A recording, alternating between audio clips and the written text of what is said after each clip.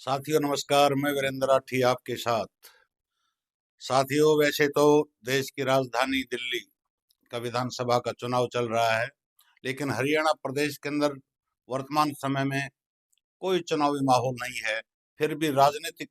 सुर्खियां ऐसे आ रही हैं कि जिस प्रकार से एक तरह से दोनों पार्टियों के अंदर, चाहे वो भाजपा हो चाहे कांग्रेस हो, अपने ही नेताओं के ऊपर अपने ही पार्टी के नेता कहीं न कहीं उंगली उठा रहे हैं, जिनमें एक प्रमुख नाम पहले हम चर्चा करते हैं भारतीय जनता पार्टी की। भारतीय जनता पार्टी के बड़े नेता और नंबर 2 के मंत्री हरियाणा कैबिनेट में अनिल विज जी। साथियों, अनिल विज जी ने एक बहुत ही गंभीर आरोप लगाया है अपनी सरकार के ऊपर, और उन्होंने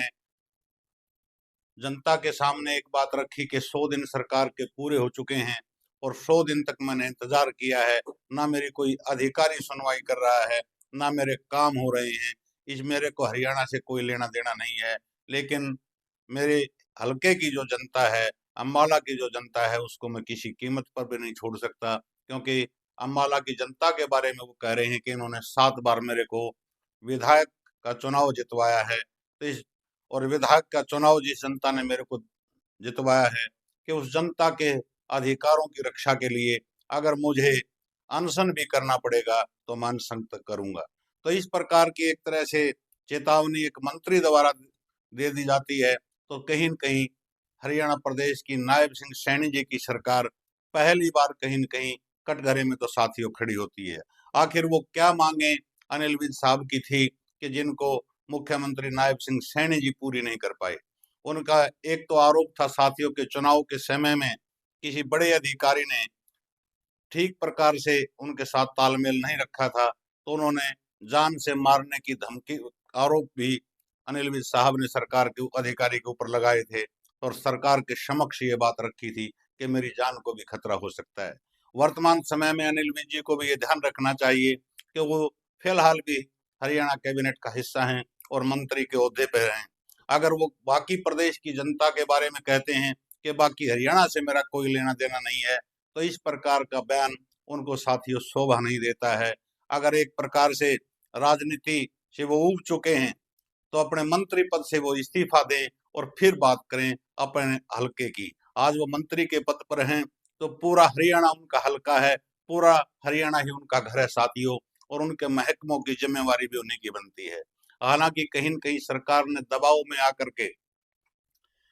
जो वहाँ के डीसी महोदय थे, उनका ट्रांसफर साथियों कर दिया है, लेकिन वो इससे भी संतुष्ट नहीं है। अनिल विज जी ने एक कदम और आगे बढ़ाया है और ये कहा है कि मैं हर सोमवार को जनता दरबार लगाता था, वो जनता दरबार भी अब मैं नहीं लगाऊंगा। और दूसरा उनका कहना है कि कष्ट निवारण समिति की ग्रीवेंसेस कमेटीज की जो मीटिंगें होती हैं, कि मैं उन मीटिंग के अंदर भी नहीं जाऊंगा। तो सरकार के ऊपर पहली बार उन्हीं की सरकार का मंत्री इस प्रकार की अगर टिप्पणी करता है, तो कहीं न कहीं सरकार कटघरे में जरूर खड़ी होती है। या तो सरकार स्पष्ट करे कि अनिल विज जी के कौन से काम नहीं हो पाए और वो क्या चाहते थे, या अनिल विज जी स्वयं उन बातों के बारे में जनता के को बताएं। साथियों, जिस प्रकार से जो पिछली प्लान भारतीय जनता पार्टी की जेजेपी के सहयोग से सरकार बनी थी, पिछली प्लान के अंदर, उस प्लान के अंदर जब दादा गौतम जी का मंत्री पद के ऊपर नाम नहीं आया था, तो कहीं न कहीं इसी प्रकार के सवर जो है दादा गौतम ने बोलना शुरू किया था जेजेपी नेताओं के खिलाफ। कहीं इसी प्रकार की पहल अनिल विज जी तो नहीं करने जा रहे हैं कि अपनी सरकार के नेतृत्व के ऊपर और मुख्यमंत्री के ऊपर सबसे बड़ा आरोप जो अनिल विज जी ने लगाया है, वो ये लगाया साथियों कि इनको तो उड़न खटोले में रहने की आदत है, ये उड़न खटोले से नीचे नहीं उतरते, यानी कि जमीन से नहीं जुड़ पा रहे हैं। कार्यकर्ताओं की और नेताओं की या विधायकों की जो मांगे हैं वो किस प्रकार से पूरी होनी चाहिए, कि उनसे अनभिज्ञ हैं। तो ये पार्टी का तो अंदरूनी मामला है, लेकिन कहीं कहीं भारतीय जनता पार्टी की सरकार के ऊपर, जिसको जुम्मा जुम्मा महज 100 दिन का कार्यकाल ही जिसका पूरा हुआ है, एक बड़ा प्रश्नवाचक चिन्ह उन्हीं के सरकार के नंबर 2 के मंत्री अनिल विज जी ने साथियों जरूर लगाया है। इसके विपरीत कहीं न कहीं साथियों कांग्रेस पार्टी की स्थिति भी सुखद नहीं है, क्योंकि कांग्रेस पार्टी ने जिस प्रकार से कमेटियों के निर्माण की घोषणा की, तो हुड्डा गुट के कई नेताओं के ने ये कहना आरंभ कर दिया है कि उन आदमियों को इसके अंदर रखा गया है कि जिन्होंने चुनाव में हमारा साथ नहीं दिया था।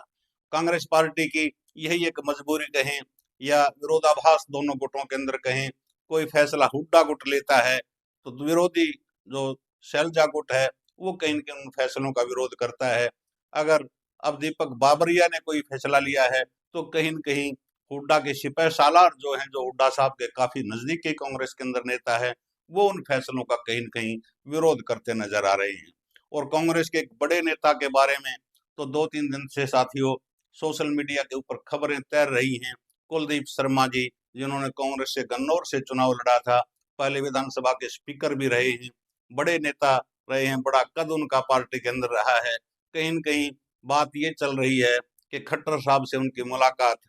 हो चुकी है और वो भी जल्द ही कहीं न कहीं भारतीय जनता पार्टी की सदस्यता ग्रहण ना कर लें। शायद इफ बट किंतु परंतु साथियों राजनीति में लगते रहते हैं, लेकिन जब दो बड़े नेताओं की मुलाकात होती है तो खबर तो साथियों जन्म ले ही लेती हैं। इसी प्रकार से जिस प्रकार से भारतीय जनता पार्टी पसोपेश में फंसी हुई है, उसी प्रकार का नजारा कहीं न कहीं कांग्रेस पार्टी के साथ भी साथियों देखने को मिल रहा है। और एक प्रमुख खबर साथियों जो कल की है वो ये थी कि चंडीगढ़ मेयर का चुनाव होना था और चंडीगढ़ मेयर के चुनाव में कांग्रेस और आम आदमी पार्टी साथियों गठबंधन में थी और इनके पास 20 वोटें थी और 16 वोटें मात्र भारतीय जनता पार्टी के पक्ष में वहां थी। लेकिन जब मतदान मेयर पद के लिए हुआ तो 3 पार्षदों ने क्रॉस वोटिंग की और क्रॉस वोटिंग के बलबूते पर वहां भारतीय जनता पार्टी मेयर का पद पाने में साथियों कामयाब रही है। अभी तक ये तो पुष्टि नहीं हुई है कि जिन 3 पार्षदों ने क्रॉस वोट की है कि वो आम आदमी पार्टी के पार्षद हैं या कांग्रेस के पार्षद हैं। हालांकि आम आदमी पार्टी ने अपने सभी पार्षदों को पंजाब के अंदर किसी होटल के अंदर